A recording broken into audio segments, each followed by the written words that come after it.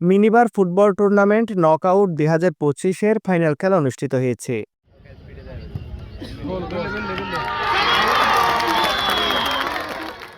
22 ফেব্রুয়ারি শনিবার বিকেল 3টায় রামু বাইপাস মুক্তিযোদ্ধা ভবনের পেছনের মাঠে মিনিবার ফুটবল টুর্নামেন্টের ফাইনাল খেলা অনুষ্ঠিত হয়। তীব্র প্রতিদ্বন্দ্বিতাপূর্ণ খেলায় সোহাগপাড়া ফুটবল দল তেজসিফুল ট্রাইব্রেকারের মাধ্যমে সোয়াগ ফুটবল একাদশ সাতঘরিয়া পাড়াকে পরাজিত করেন।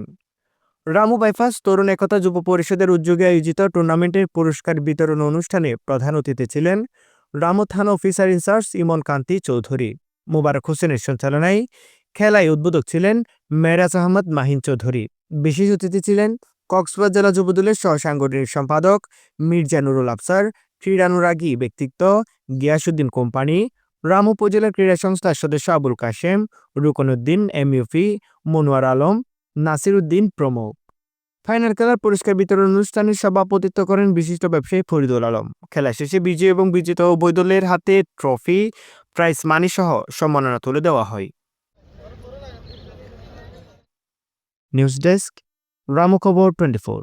আমি আমার পক্ষ থেকে অগ্রিম অভিনন্দন জানাচ্ছি যারা আজকের ম্যাচে বিজয়ী হবেন এবং যারা রানার্স আপ হবেন সবাইকে জানাচ্ছি আমাদের পক্ষ থেকে অগ্রিম শুভেচ্ছা।